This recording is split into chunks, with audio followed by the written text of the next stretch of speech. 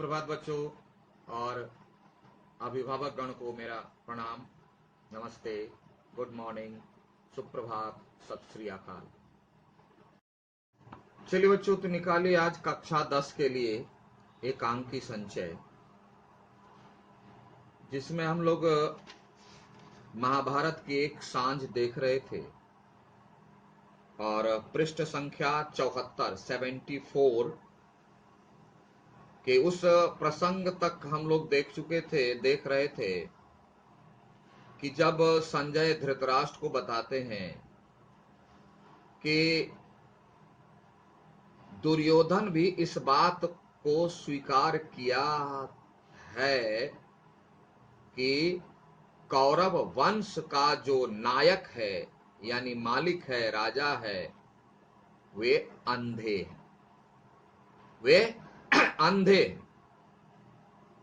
तो धृतराष्ट्र जो है चौंक जाता है, बोला क्या क्या कहा था सुयोधन ने और कब कहा था। तो फिर इसके बाद पूरी घटना बताते हैं संजय, और आप देखो कि अंत में जो है वह स्पष्ट हो जाता है कि दुर्योधन के अंदर भी इस बात की स्वीकारोक्ति है, स्वीकार्यता है कि उसका वंश का जो नायक है वह अंधा, यानी धृतराष्ट्र। अंधा होने का मतलब अयोग्य, क्योंकि जो राजा अपनी प्रजा को देख नहीं सकता हो वह उसके कष्टों को कैसे देख सकता है, कैसे समझ सकता है और उसकी देखभाल कैसे कर सकता है, यह अयोग्यता है। तो पूरी कहानी फिर वहां से घटना क्रम संजय बताते हैं। तो संजय कहता है कि यह उस समय की बात है, संजय कह रहा है यह उस समय की बात है। उस समय दुर्योधन इस बात को स्वीकार किया था कि जब, अब यहां से जब सुयोधन आहत होकर भूमि पर गिर पड़े तो पांडव जय ध्वनि करते और हर्ष मनाते अपने शिविर को लौट गए, क्योंकि अब तो वो गिर पड़ा। तो पांडव जो है जय घोष यानी जीत गए, विजय घोष की ध्वनि करते हुए अपने शिविर यानी कैंप में लौट गए। संध्या होने पर पहले अश्वत्थामा आए। अश्वत्थामा आए, यह भी महाभारत का एक प्रमुख पात्र है ना। और कुरुराज की यह दशा देखकर, यानी अश्वत्थामा दुर्योधन का मित्र था। कुरुराज, कुरुराज किसको कहा गया? दुर्योधन को। कुरु वंश का राजकुमार, कुरुराज कुरु वंश का राजकुमार देखकर बदला लेने का प्रण करके चले गए और अश्वत्थामा करके बदला लेने की प्रतिज्ञा कर ली कि मेरे मित्र की जो अवस्था की है मैं भी उसकी यही अवस्था करूंगा। अब इसके पीछे बहुत लंबी कहानी है अश्वत्थामा की, मैं अगर भूल जाऊं तो याद देना, इस पर एक मैं अलग से वीडियो बना करके आपको बताऊं, क्योंकि लंबी कहानी है अश्वत्थामा पर और फिर इसमें लेसन बाधित हो जाएगा, इसलिए एक अलग, और नहीं भूल जाऊं तो कमेंट बॉक्स में लिख देना। प्रण करके चले, फिर युधिष्ठिर आए और उसके बाद जब वो चला गया तो युधिष्ठिर आए। सुयोधन के पास आकर वह झुक गया और शांत स्वभाव से बोले। दुर्योधन की कराह जो बीच बीच में चलती रहती, बीच में करा रहा था क्योंकि कमर पर चोट लगी थी, गिरा हुआ था कुरुक्षेत्र वहां जमीन पर। युधिष्ठिर, दुर्योधन, दुर्योधन आंखें खोलो भाई, प्यार की भाषा बोलते हैं युधिष्ठिर कराते हुए। कौन? युधिष्ठिर, तुम? ओ, तुम आए हो? अब क्यों आए हो? क्या चाहते हो अब तुम? अरे अब तो मैं मरने वाला हूं, अब तुम क्यों आ गए? क्या चाहिए? तुम राज्य चाहते तो वह मैंने दे दिया। देखो, राज्य चाहते थे, दुर्योधन दे दिया। क्या दुर्योधन का अकेला राज्य था? इन सब बातों को नोट करके रखो। और जब ऐसे सवाल आए कि दुर्योधन और युधिष्ठिर समान है, दोनों महत्वाकांक्षी हैं, मैंने बहुत सारी पुस्तकें पढ़ी है, रेफरेंस बुक में सब में दिया गया कि दुर्योधन और पांडव ये दोनों समान महत्वाकांक्षी थे, यह बिल्कुल गलत बात है। क्या दुर्योधन की पूरी संपत्ति थी अपनी, जो दुर्योधन कह रहा है कि मैंने वह राज्य तुम्हें दे दिया? कदापि नहीं। लेकिन कहता क्या, तुम राज्य चाहते तो वह मैंने दे दिया। क्या उस राज्य पर सिर्फ और सिर्फ दुर्योधन का हक था? तो वह देना कैसे हो सकता है? अब क्या लेने आए हो मेरे पास? क्या दुर्योधन के पास सभी समय पांडव लेने के लिए कुछ जाते ही थे क्या, और उसकी चीजें लेने जाते थे? आप ध्यान देके समझना। अब मेरे पास ऐसा कौन सा धन है जिसके प्रति तुम्हें ईर्ष्या है? क्या पांडवों को दुर्योधन के प्रति जो भी था ईर्ष्या थी? अगर ईर्ष्या होती तो वे वनवास को स्वीकार नहीं करते, युद्ध क्रीड़ा में नहीं खेलते। बार बार दुर्योधन जो भी कहता गया वह करता चला गया, मानता चला गया, इसलिए कि शायद दुर्योधन को समझ आ जाए। चीरहरण जैसी घटना को स्वीकार कर लिया नीति को मान करके। यह दुर्योधन का बड़प्पन कहा जाएगा क्या? कैसे लोग हैं जो दुर्योधन के इस कार्य को नजरअंदाज करके कहते हैं दुर्योधन और पांडव दोनों समान हैं? आश्चर्य होता है, कैसे दोनों को एक कटघरे में खड़ा कर सकते हैं?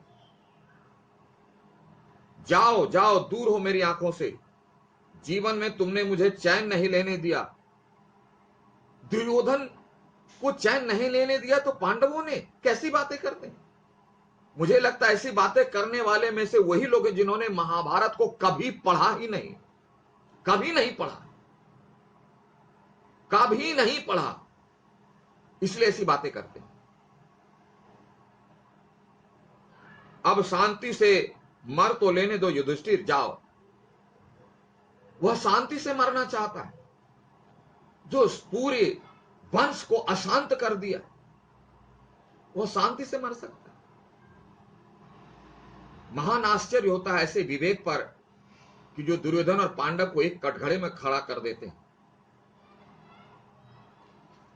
युधिष्ठिर कहता है कि तुमने गलत समझा दुर्योधन, मैं कुछ लेने नहीं आया, मैं तो देखने आया था कि तुम्हारी क्या अवस्था है। क्योंकि उस समय युद्ध का नियम था, मैंने आपको पहले ही बताया, उस समय धर्म युद्ध का नियम था कि सूर्योदय के बाद से लेकर सूर्यास्त तक युद्ध चलता था, और उसके बाद सभी एक दूसरे से मिलते थे, एक दूसरे का हालचाल पूछते थे, एक दूसरे का इलाज तक करते थे, इलाज करते थे। तो उसी क्रम में हालचाल पूछने आए हैं ये दुर्योधन। हाँ, तुम यही देखने आए हो कि अंतिम समय में किस तरह निस्सहाय, यानी जिसका कोई सहारा ना हो, निर्बल यानी जिसके पास कोई ताकत ना बची हो, पशु यानी जानवर की भांति तड़प तड़प कर दम तोड़ता हूं। तुम यही देखने आए हो ना कि मैं लाचार बेबस, जिसको तुमने ही मारा, और मैं तड़प रहा हूं, दर्द से करा रहा हूं। तो तुम यही देखना है कि किस डिजाइन से तड़प रहा है, कैसे तड़प रहा है, कितना तड़प रहा है, यही देखने आए हो। आहों का आलाप सुनने आए हो। आह आह, ये इसको कहते हैं आलाप, जैसे संगीत में कहते हैं आ, ये संगीत का आलाप है। तो इस आलाप को दुर्योधन अपनी आह यानी अपने दर्द, अपनी कराह से जोड़ता है। बोलता है क्या गीत है कि दर्द का गीत सुनने आए हो तुम? अरे निर्दय, तुम्हें किस धर्मराज, किसने धर्मराज की संज्ञा दी? दुर्योधन कहता है, क्योंकि युधिष्ठिर को धर्मराज भी कहा जाता है, धर्मराज का पुत्र है इसलिए उसको धर्मराज भी कहा जाता है। यानी धर्म यानी कर्तव्य का, कर्तव्यों का राजा, कर्तव्य का पालन करने में नंबर 1। बोला कौन तुमको कर्तव्य का पालन करने वाला नंबर 1 बना दिया? कौन तुमको यह पदवी दे दिया? कौन तुमको धर्मराज कहता है? कौन तुमको धर्मराज बना दिया? जो सुख से मरने भी नहीं देता। हम तो चाह रहे हैं कि कम से कम एकांत में अकेले मरे, ऊपर से तुम आया तो जले में नमक छिड़कने के लिए। हर बात को दुर्योधन उल्टा ही समझता है। ऐसे दुर्योधन को कैसे पांडव के समक्ष खड़ा किया जाए, उसके समानांतर खड़ा किया जाए? वही धर्म का ढोल पीटे कैसा न्याय, और इस पर भी तुम कहते हो तुम धर्मराज हो, युधिष्ठिर हो, सत्यवादी हो। कौन तुमको धर्मराज बनाया? उसे ही फटकार लगा। युधिष्ठिर कहता है, अरे अर्थ का अनर्थ ना करो दुर्योधन, अर्थ का अनर्थ मत करो। यानी देखो मेरे हाथ में कलम है, अरे ये पेंसिल है, क्यों कलम कलम जपे जा रहे? यानी उल्टा अर्थ मत लगाओ। मुझे अफसोस होता है तुम्हारे ज्ञान पर कि तुम जो है इस तरह का उल्टा उल्टा अर्थ कैसे लगाते हो। दिन को रात कह के स्वीकार करना, रात को दिन कह के ये क्या बुद्धि है तुम्हारी। मैं तो तुम्हें शांति देने आया था, क्योंकि मृत्यु के समय जब अपने साथ होते हैं, सामने होते हैं, तो मृत्यु का दर्द बोझ हल्का हो जाता है। मैंने सोचा हो सकता है तुम्हें पश्चाताप हो रहा है, यानी अपनी गलती का एहसास हो रहा। तो मैंने आपको पहले ही कहा पाठ की मूल भावना में कि दुर्जन व्यक्ति को अपनी गलती का रत्ती भर एहसास नहीं होता है। यह उसकी सबसे बड़ी पहचान है। यदि ऐसा हो तो मैं तुम्हारी व्यथा हल्की कर सकूं, इसी उद्देश्य से मैं आया था कि मुझे समझ में आया कि तुम्हें अपनी गलती का एहसास हो गया होगा, इसलिए तुम्हारे सामने चला है कि देख करके कुछ बातचीत होगी तो तुम्हारा दर्द कुछ कम होगा। दुर्योधन कहता, हाय रे मिथ्याभिमानी। मिथ्याभिमानी झूठ पर गर्व करने वाला, असत्य बात पर गर्व करने वाला। दुर्योधन कहता है कि क्या तुमने बात कही। तुम तो ऐसे हो कि तुम कितने दयावान अपने को सिद्ध कर रहे हो। तुम तर्क से यह सिद्ध करने आए हो कि तुम दुर्योधन के दर्द को हल्का करने आए हो। नहीं, तुम तो उसके दर्द को और बढ़ाने आए हो, जले पर नमक छिड़कने आए हो, उसकी तड़प देखने आए हो। क्योंकि जो दुर्जन होता है, जो बुरा व्यक्ति होता है, वह हमेशा निगेटिव ही सोचता है, उसके उल्टे अर्थ ही निकालता है वो, क्योंकि सही अर्थ निकालने की क्षमता ही नहीं है उसमें। सही चीज, ज्ञान, सही धर्म, सही न्याय समझने की उसमें क्षमता ही नहीं। पर युधिष्ठिर, तनिक अपनी ओर तो देखो, यानी तुम अपने आप को तो देखो। पश्चाताप तो तुम्हें होना चाहिए। लो, अब दुर्योधन जो है पांडव को बोलते हैं तुमको पश्चाताप करना चाहिए। क्यों? कि मैं क्यों पश्चाताप करूंगा? बोला उसने कोई गलती नहीं की है, क्यों पश्चाताप करे। यानी दुर्योधन कह रहा है कि उसने जो कुछ भी किया, चीरहरण किया, बोला अच्छा किया। पांडवों को जंगल में भेजा, बोला अच्छा किया। सुई की नोक बराबर बिना युद्ध के जमीन नहीं देगा, यह प्रतिज्ञा, अच्छा किया। लाक्षागृह में आग लगाया छल से, अच्छा किया, है ना। तो इस तरह से वो जितने गंदे काम किए, जितने अन्याय किए, उसको सब कह रहा है कि वह अच्छा किया। वह क्यों माफी मांगे? मैंने ऐसा कौन सा पाप किया है? उसने सब पुण्य का काम किया। चीरहरण, लाक्षागृह, अज्ञात, वनवास, ये सब उन्होंने पुण्य किया। ये कौन से समीक्षक हैं जो इस बात को पांडव के विरोध खड़ा करते हैं? मैंने अपने मन के भावों को गुप्त नहीं रखा, यानी मेरे मन में जो बातें आई वो मैंने छिपाया नहीं, खुल के पाप किया। मैंने षड्यंत्र नहीं किया, और हर जगह यह षड्यंत्र ही किया। क्या चीरहरण षड्यंत्र नहीं था? क्या द्युत किरण यानी जुए पर बिठाना षड्यंत्र नहीं था? क्या लाक्षागृह में भेजकर उसे मरवाने का प्रयास करना षड्यंत्र नहीं था? क्या अज्ञात वनवास जोड़ देना या वनवास में भेजना षड्यंत्र नहीं था?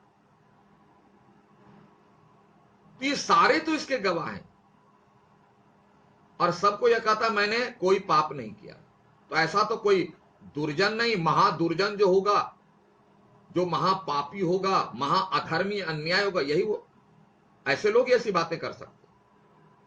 मैंने गुरुजनों का वध नहीं किया, गुरुजनों का वध नहीं किया, क्योंकि महाभारत में दुर्योधन ने सभी गुरुजनों को षड्यंत्र में फंसाकर अपने पक्ष में कर लिया था, और कहता मैंने षड्यंत्र किया। बोला तुमने गुरुजनों को मारा? हाँ मारा। क्यों?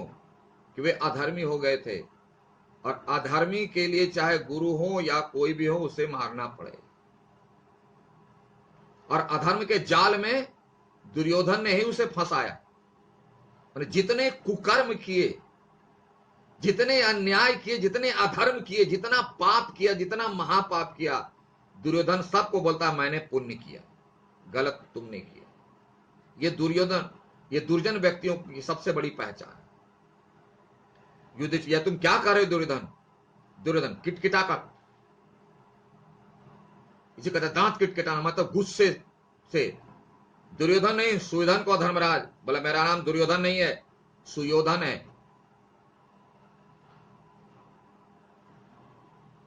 सुयोधन, क्या अभी तुम्हारी छाती ठंडी नहीं हुई? बोला मेरा नाम ठीक से लो, मेरा नाम दुर्योधन है, सुयोधन है।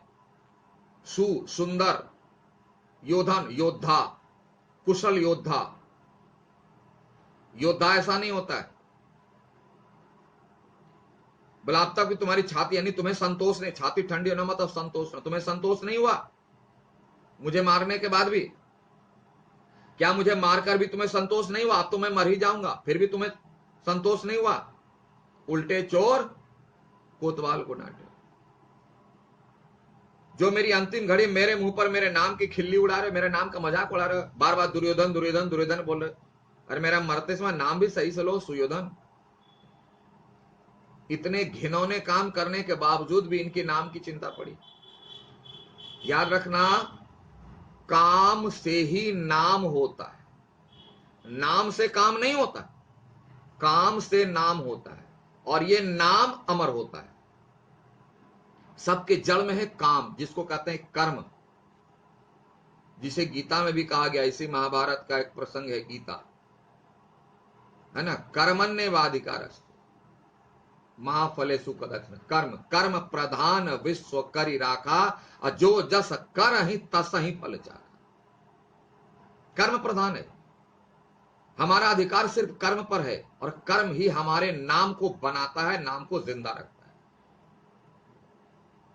दुर्योधन को यह बात मालूम नहीं। मेरे नाम की खिल्ली उड़ा रहे, निर्दय, क्या ईर्ष्या में अपनी मानवता भी भस्म कर दी? मतलब तुम मेरे से इतना जलते हो, इतना जलते हो कि तुम्हारे में मानवता नहीं बची, ह्यूमैनिटी नहीं बची, जो मेरे नाम का मजाक उड़ा रहे हो। तू कितने घिनौनी बातें करता है, पांडव पर कितना दोषारोपण करता है। युधिष्ठिर कहा क्षमा करो भाई, अब तुम्हें और अधिक कष्ट नहीं पहुंचाना चाहता। बोला तुम्हारी समझ में ये सारी बातें आएंगे नहीं, क्योंकि आग में कभी पानी का गुण हो नहीं सकता। याद रखना, आग में कभी पानी का गुण हो नहीं सकता, और पानी में कभी आग का गुण हो नहीं सकता। सबका अपना अपना स्वभाव है, वे अपने स्वभाव अपने गुण को नहीं छोड़ते। पर मेरे कहने ना कहने से क्या? बोला मेरे कहने से सुयोधन कहूं या दुर्योधन कहूं, लेकिन तुमने जो काम किया उस काम के आधार पर तुम्हारा नाम दुर्योधन ही होगा, क्योंकि उस काम को सारी दुनिया देख चुकी है। इसलिए सिर्फ युधिष्ठिर के कहने से दुनिया उस नाम से तुम्हें नहीं पुकारेगी, क्योंकि दुनिया काम देखती है। याद कर लो, शक्ति और क्षमा, इसी का प्रसंग है महाभारत का ही, है ना, कि कहने से क्या, आने वाली पीढ़ियां तुम्हें दुर्योधन के नाम से ही संबोधित करेगी, क्योंकि तुमने ऐसा काम ही किया। तुम्हारे कृत्यों का साक्षी, कृत्यों मतलब जो तुमने किया उसे कृत्य कहा गया। कृत्यों जो तुमने किया का साक्षी, गवाह, इतिहास पुकार पुकार करता है। यानी तुमने जो कर्म किए हैं, तुम्हारे कर्मों को जो दुनिया देखी है, सारी दुनिया देखी है, तो उस कर्मों के आधार पर ही तुम्हारा नाम दुर्योधन दुनिया रखेगी। मेरे रखने ना रखने से कोई फर्क नहीं पड़ता। ठीक,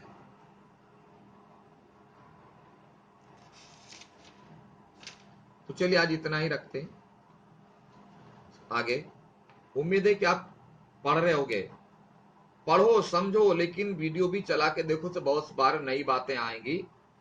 ठीक है, ठीक है, तो आज तक के लिए इतना ही। Have a nice day, thank you.